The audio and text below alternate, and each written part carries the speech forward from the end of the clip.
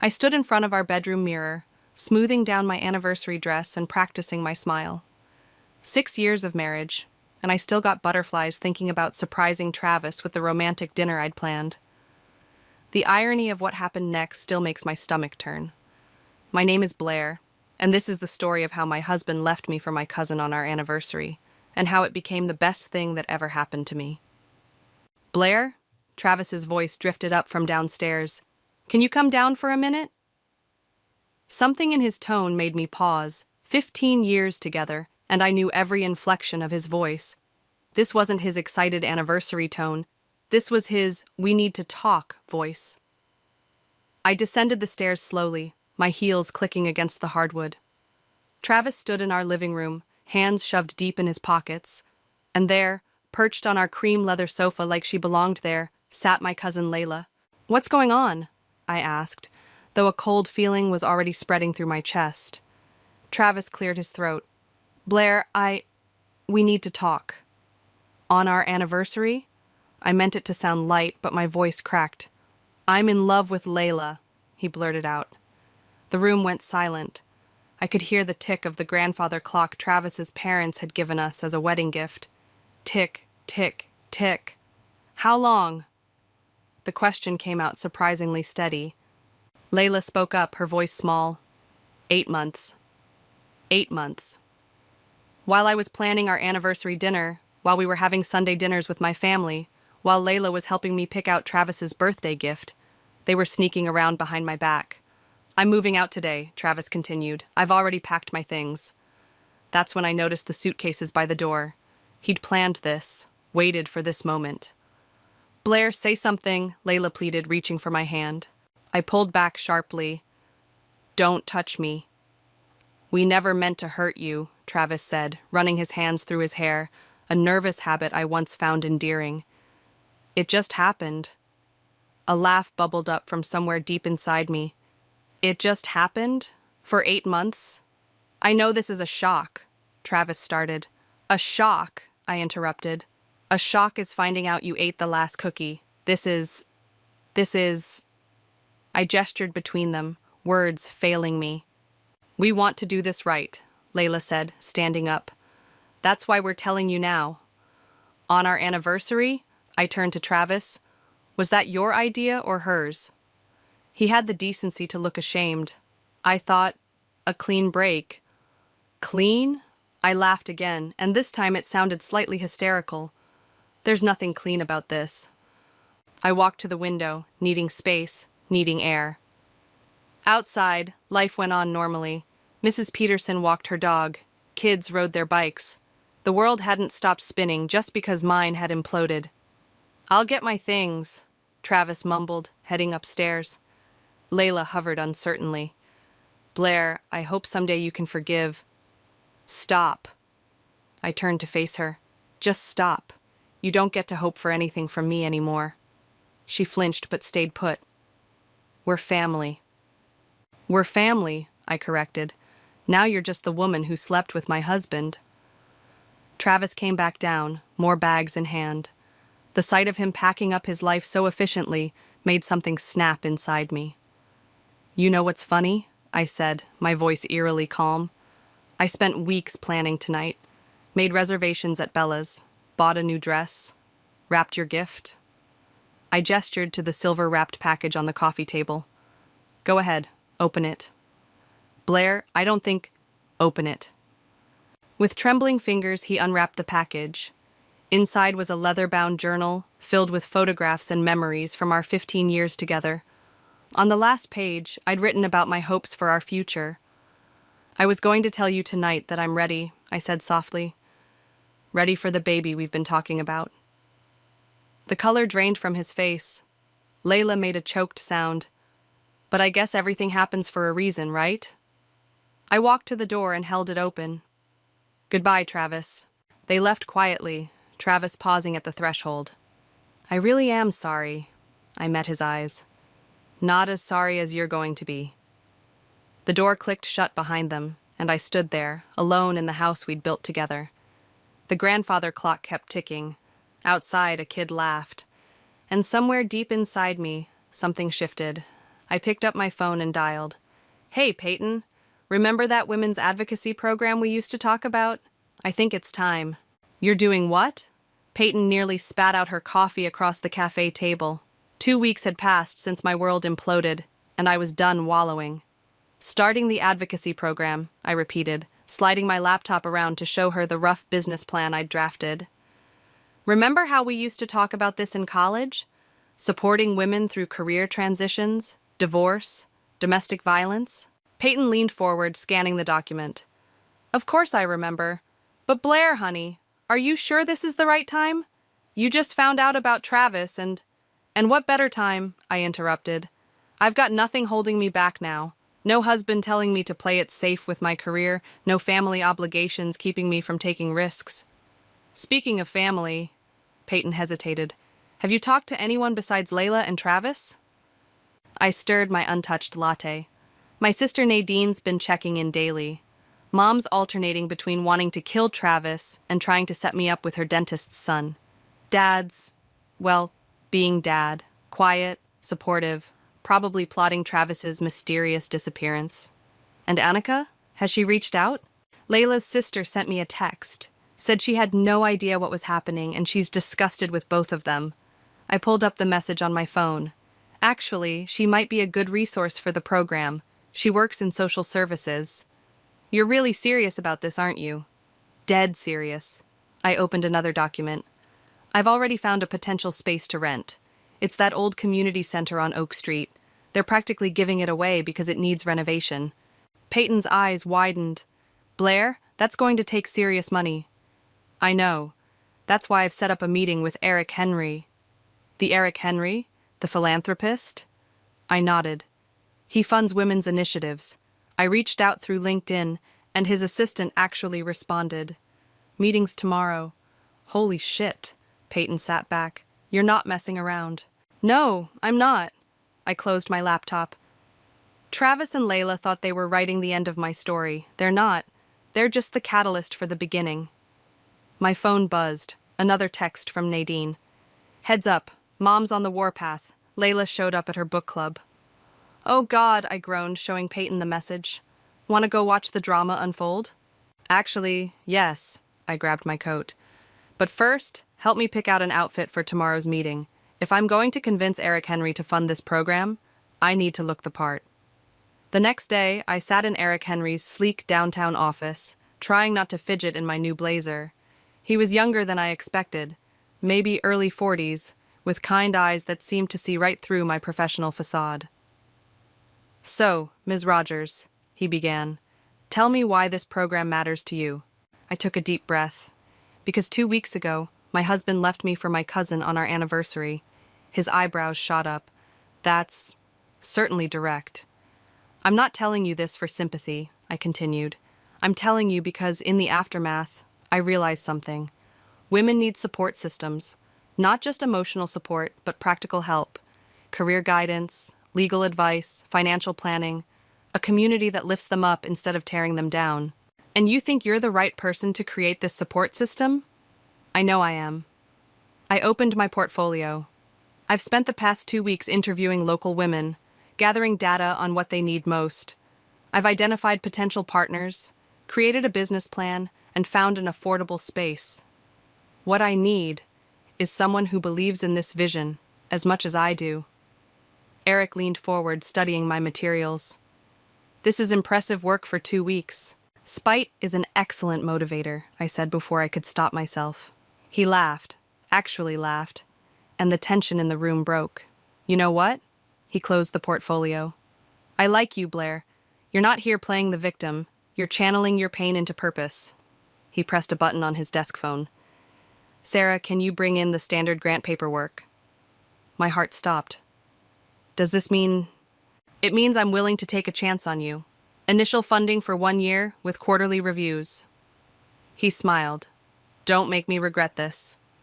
I won't, I promised, my hands shaking as I accepted the paperwork from his assistant. Later that night, as I sat on my sister's couch sharing the news, my phone lit up with a text from Travis. Can we talk? I showed Nadine the message. What are you going to say? She asked. I deleted the message without responding. Nothing. I've got better things to do than talk to him. I've got an advocacy program to build. Nadine raised her wine glass. To new beginnings? To new beginnings, I agreed, clinking glasses. And to karma being a patient friend. The electrical system needs a complete overhaul, the contractor said, shining his flashlight around the community center's dim interior. And don't get me started on the plumbing. I scribbled notes furiously. How long would the renovations take? 3 months minimum, but when it's done, he gestured around the space, you could fit at least 4 office spaces, a conference room, and still have room for group sessions in the main area. Perfect. I was already imagining it. Women gathering here, finding support, building each other up. Send me the quote by Friday? After he left, I sat cross-legged on the dusty floor, spreading out my papers. The grant from Eric would cover renovations and initial staffing, but we'd need more for long-term sustainability. My phone buzzed. Dad. Hey, sweetheart, got time for lunch? 20 minutes later, I slid into our favorite diner booth. Dad was already there, reading glasses perched on his nose as he studied the menu he'd memorized years ago. You look tired, he said by way of greeting. Thanks, Dad. You really know how to make a girl feel special. He smiled, reaching across to squeeze my hand. You know what I mean? Are you sleeping? I'm fine, just busy with the program launch. I picked up my menu, though we both knew I'd order the same turkey club I always did. How's Mom? Still plotting Travis's demise, though now she's moved on to elaborate scenarios involving public humiliation rather than actual murder, so I'd call that progress. I couldn't help but laugh. And how are you handling it all? He set down his menu, looking at me seriously. I'm proud of you, kiddo. Instead of falling apart, you're building something meaningful. Dad. My throat tightened. Your mother wants revenge. I get that. But what you're doing, that's real power. The waitress arrived to take our orders, giving me time to compose myself. As she walked away, Dad cleared his throat. There is something you should know, though. I ran into Peyton at the grocery store yesterday. She mentioned something about Layla. My stomach clenched. What about her? Apparently things aren't as rosy as they seemed. Travis has been, well, being Travis. Meaning? Working late, missing dates, the same stuff he did with you toward the end. I stirred my water with my straw, watching the ice cubes swirl. Karma's not wasting any time, is she?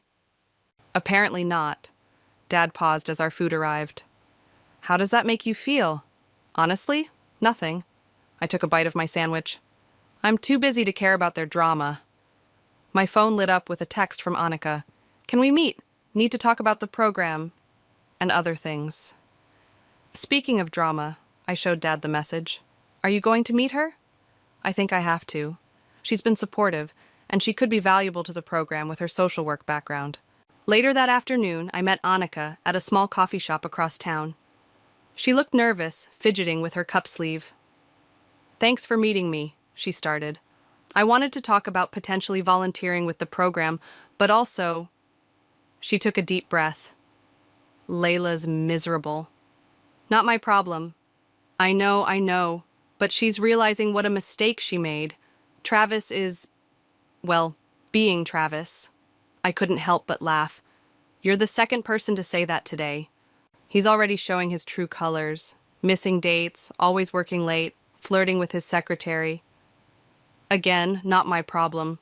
I pulled out my program materials. Now, about volunteering. Blair, wait. Annika touched my arm. I know you don't want to hear this, but Layla's talking about leaving him. I set down my papers.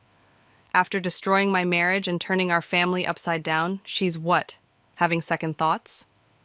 She knows she messed up, badly, but maybe this could be an opportunity, for the program, I mean. Her story could help other women. You want me to use my cousin's affair and subsequent regret as a cautionary tale for the program?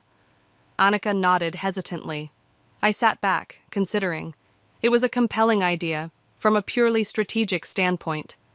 But was I ready to face Layla, to hear her story? I'll think about it, I said finally. But first, let's talk about how you can help with the program launch. We're planning a community needs assessment next week.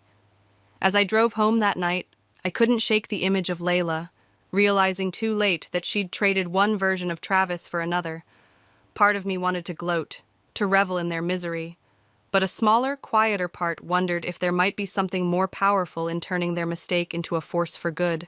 I pulled into my driveway, decision made. Sometimes the best revenge isn't revenge at all. It's growth. You invited who to the family dinner? Nadine's voice reached a pitch only dogs could hear. Layla, I repeated, sorting through paint samples for the community center. And before you freak out? Too late, Nadine paced my living room. Have you lost your mind? Mom will literally murder her with the good silverware. Mom knows she's coming. Dad's handling it. Oh, well, if Dad's handling it. Nadine collapsed onto my couch. Why are you doing this? I set down the paint samples. Because Annika's right. Layla's story could help other women. And I hesitated. Maybe it's time to stop letting this tear our family apart.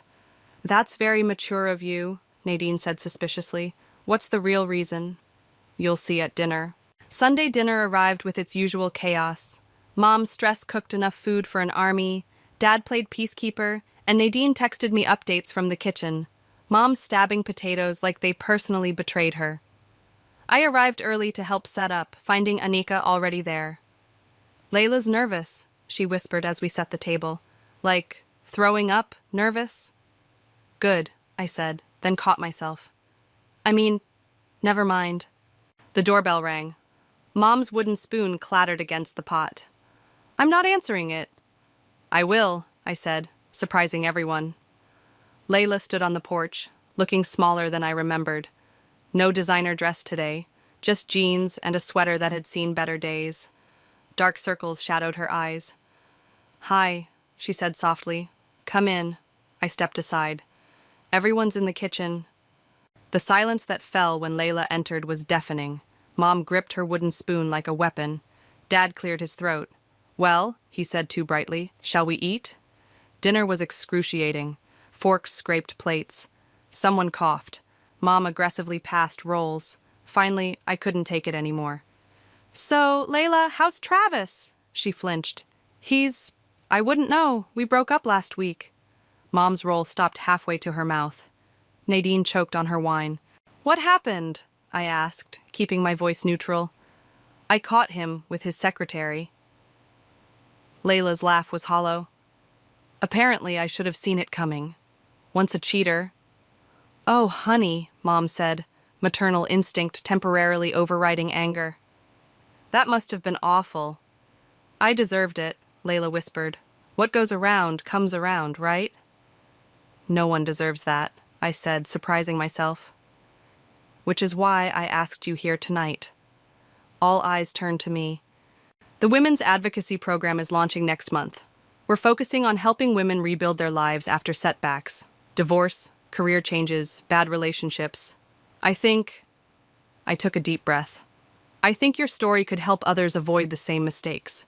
You want me to what? Stand up and tell everyone how I destroyed my cousin's marriage and got my karmic payback? I want you to help other women understand their worth, to recognize red flags, to know they deserve better than being someone's second choice. Tears spilled down Layla's cheeks. Why would you want to help me after what I did? Because holding on to anger is exhausting, and because sometimes the best way to heal is to help others heal too. Mom set down her spoon. Blair's right. What you did was terrible, but wallowing in it won't help anyone. Does this mean you'll stop plotting her death? Dad asked hopefully.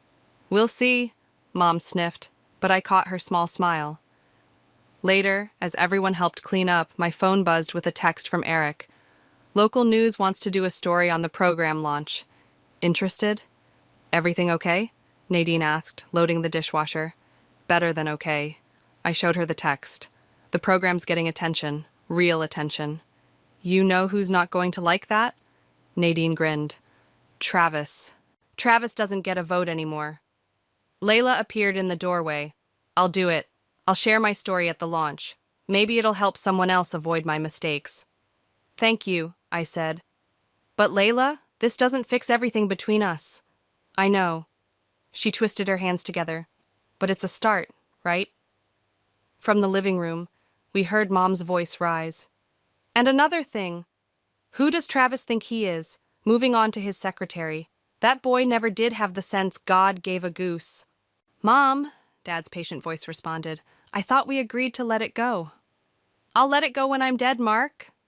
Nadine, Layla, and I caught each other's eyes and burst out laughing. It wasn't perfect, but it was progress. And sometimes, that's enough. As everyone left that night, I couldn't help but smile. The program was gaining momentum, family wounds were slowly healing, and karma was doing her thing. Travis wouldn't know what hit him when the news story broke. And we're rolling in 3, 2, 1. The news reporter smiled professionally at the camera. I'm here with Blair Rogers, founder of the Rising Phoenix Women's Advocacy Program, which opens its doors next week. Blair, what inspired you to start this initiative? I sat straight in my chair, wearing the power suit Eric had insisted I buy for press appearances. Sometimes life hands you a moment where you can either break down or break through. This program was my breakthrough. Sources tell us your own experience with divorce influenced this project? Yes, I said carefully. But this isn't about one person's story. It's about creating a support system for women facing all kinds of transitions. The interview continued smoothly until the reporter dropped her bomb. And how do you respond to rumors that your ex-husband's new girlfriend, your cousin, will be speaking at the launch event? I kept my smile steady. Every story matters, even the uncomfortable ones, especially the uncomfortable ones. After the cameras stopped rolling, Eric appeared at my side. Perfectly handled. The nomination committee will love it. Nomination committee? For the Women in Leadership Award, I submitted your name last week.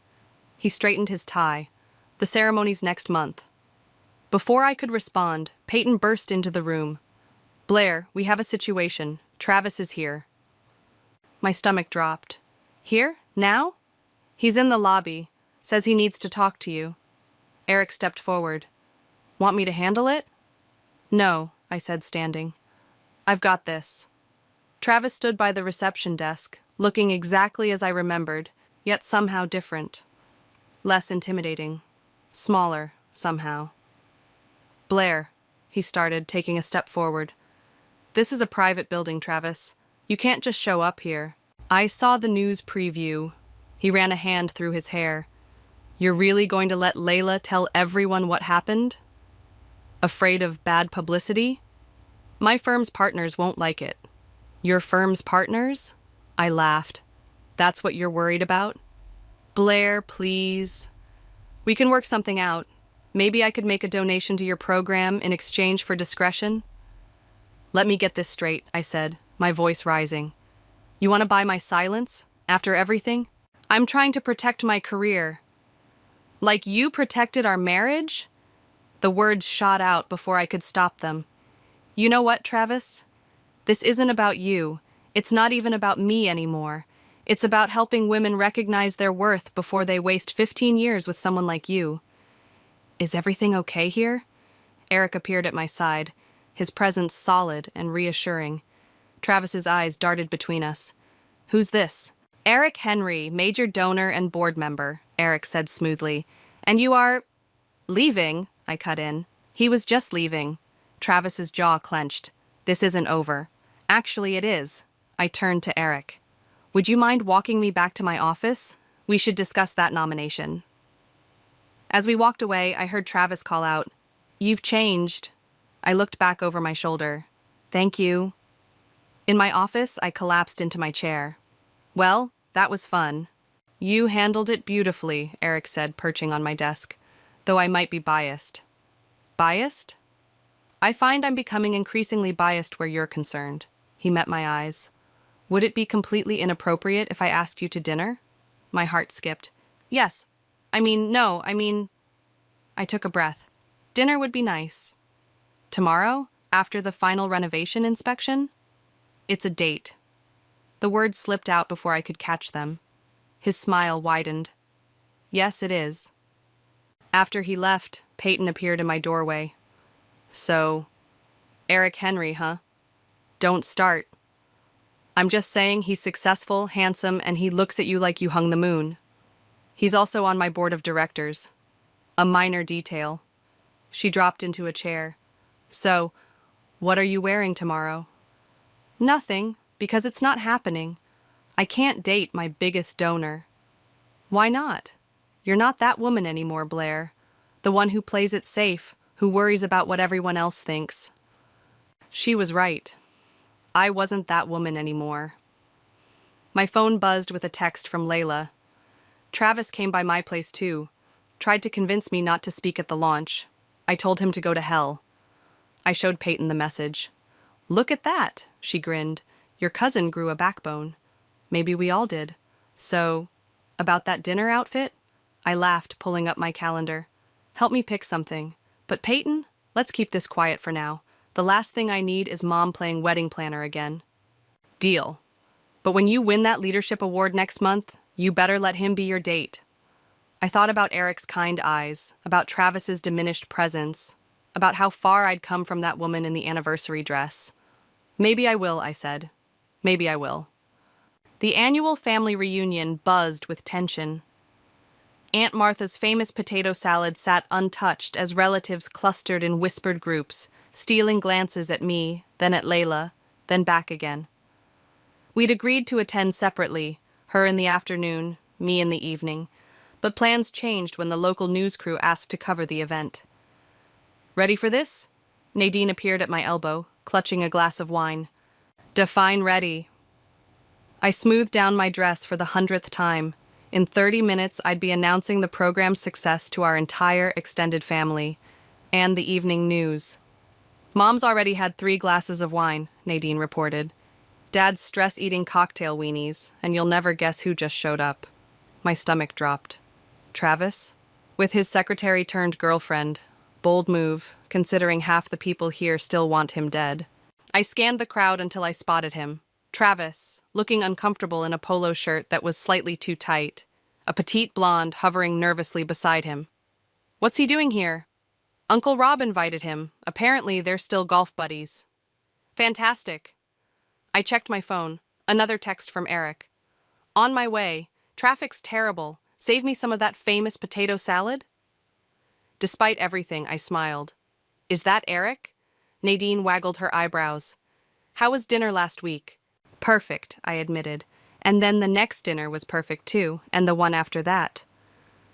Look at you, glowing like a teenager, she nudged me. Think Travis has noticed? I don't care if... I stopped as Layla approached, looking uncertain. Hey, she said softly. The news crew wants to do a pre-interview with both of us. Something about the power of forgiveness angle. Now? She nodded. They're setting up by the oak tree. That's where Travis proposed, Nadine muttered. Even better, I said grimly. Let's give them what they want. The reporter positioned us carefully, the ancient oak tree framing the shot. Through the viewfinder, I could see Travis watching, his new girlfriend forgotten at his side. So, ladies, the reporter began, tell us about this unique partnership. Layla spoke first, her voice steady. I made a terrible mistake. I hurt someone I loved, destroyed relationships, and learned the hard way that karma is real. And Blair, you've turned this personal tragedy into triumph? I turned pain into purpose, I corrected. The Rising Phoenix program isn't about my story. It's about every woman's story, including Layla's. Speaking of stories, the reporter smiled, I understand congratulations are in order. The Women in Leadership Award nomination is quite an honor. From the corner of my eye, I saw Travis straighten up. Yes, it is, I said. The ceremony's next month, and we're hoping... Blair! A familiar voice called out. Eric jogged up, slightly out of breath. Sorry I'm late. Traffic was a nightmare. The reporter's eyes lit up. And who's this? Eric Henry, he said smoothly, sliding an arm around my waist. Board member, donor, and very proud boyfriend. Travis's cocktail glass shattered on the patio. Cut! The reporter called out, delighted by the drama. Can we get that entrance again? Actually, I said, I think we have something better. Layla, ready to tell your story? She nodded, straightening her shoulders. Ready. For the next hour, we talked about the program, about healing, about turning mistakes into missions. The camera caught every moment, including Travis's hasty exit with his girlfriend, and the way Eric never left my side. That was amazing, Eric whispered as the crew packed up. You're amazing. Get a room, Nadine called out, passing by with more wine. Mom appeared, flushed with pride and probably wine. Blair, honey, the program sounds wonderful. And Eric, she turned to him, you're coming to Sunday dinner next week, no arguments. Yes, ma'am, he grinned. Did you see Travis's face? Layla asked quietly. When Eric showed up? I was too busy looking at Eric, I admitted. That's how I know you've really moved on. She squeezed my hand. Thank you. For everything. The sun was setting as the reunion wound down. Eric and I sat under the oak tree, sharing the last piece of Aunt Martha's potato salad.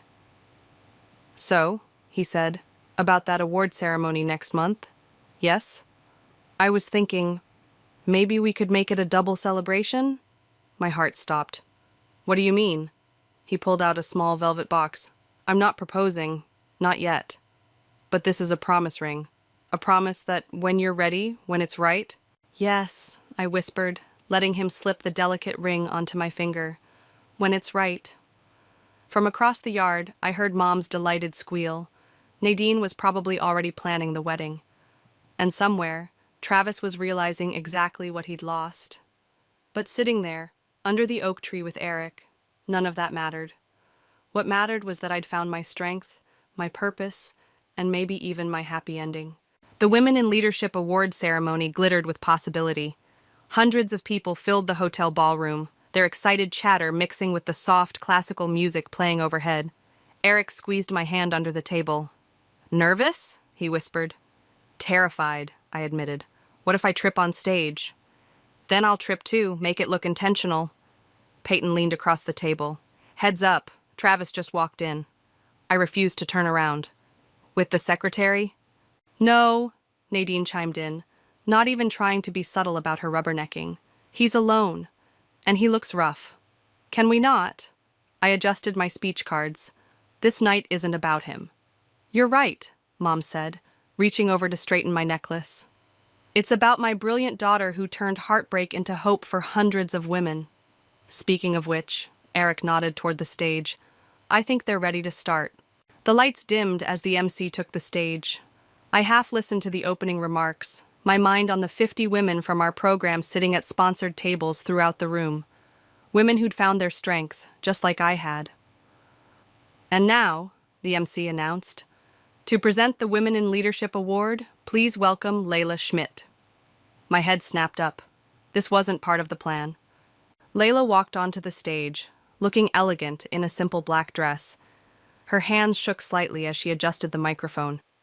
A year ago, she began, I made the biggest mistake of my life. I betrayed someone I loved, someone who had always been there for me. I thought I was choosing happiness, but I was really choosing destruction. The room fell silent. But my cousin Blair? She chose something else. She chose to transform her pain into purpose. While I was learning hard lessons about karma and consequences, she was building something beautiful. I felt Eric's hand tighten around mine. The Rising Phoenix program has helped dozens of women rebuild their lives. Women leaving abusive relationships. Women starting over after divorce. Women like me, who had to hit rock bottom before they could rise. Tears pricked at my eyes. So it is my profound honor to present this year's Women in Leadership Award to my cousin, my inspiration, and yes, my friend, Blair Rogers. The room erupted in applause as I made my way to the stage. Layla hugged me tight, whispering, I hope this was okay. I took the podium, looking out over the crowd.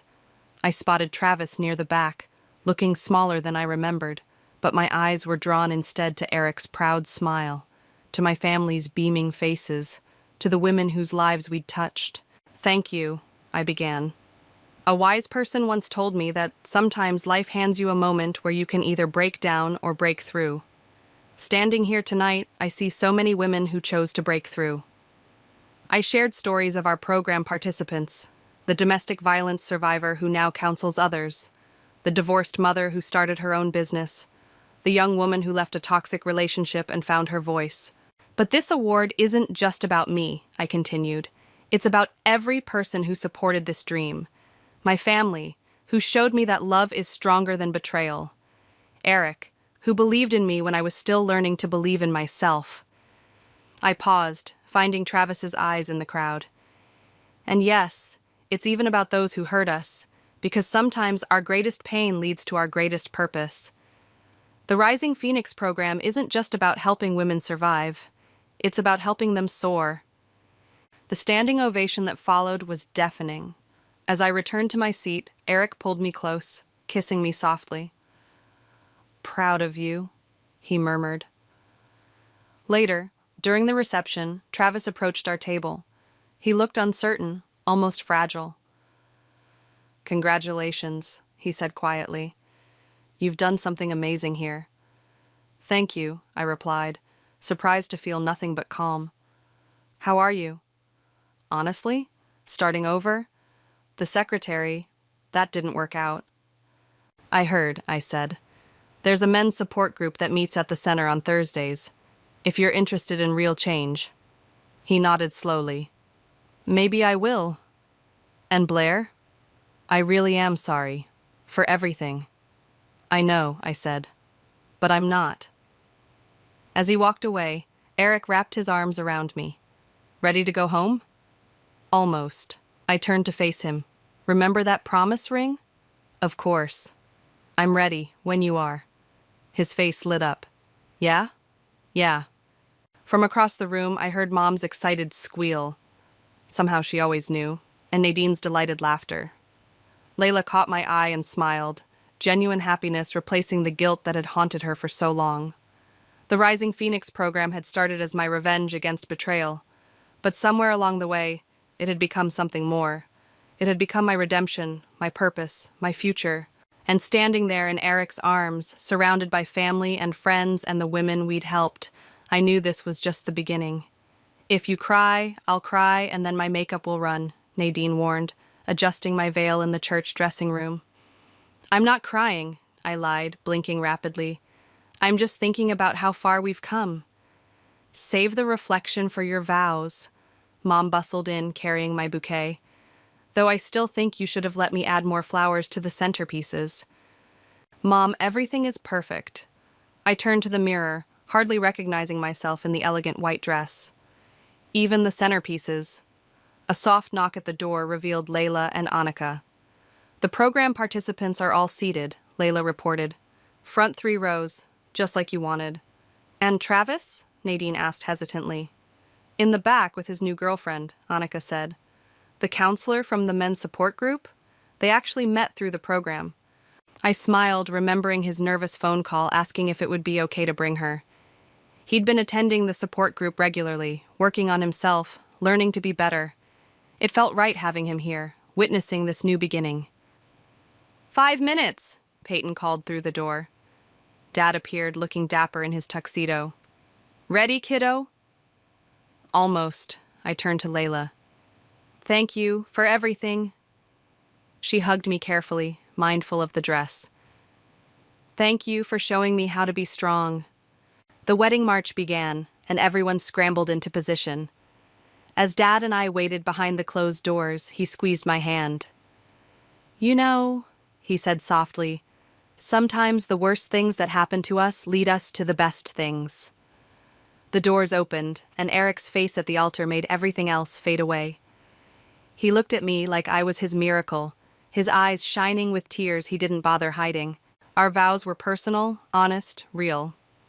Eric spoke about finding love when he least expected it, about watching me turn pain into purpose. I talked about learning to trust again, about building something beautiful from broken pieces. "The Rising Phoenix program taught me that every ending is just a beginning in disguise," I said, my voice steady despite the tears. "Eric, you didn't just believe in my dream, you helped make it soar, and I promise to spend the rest of my life soaring with you."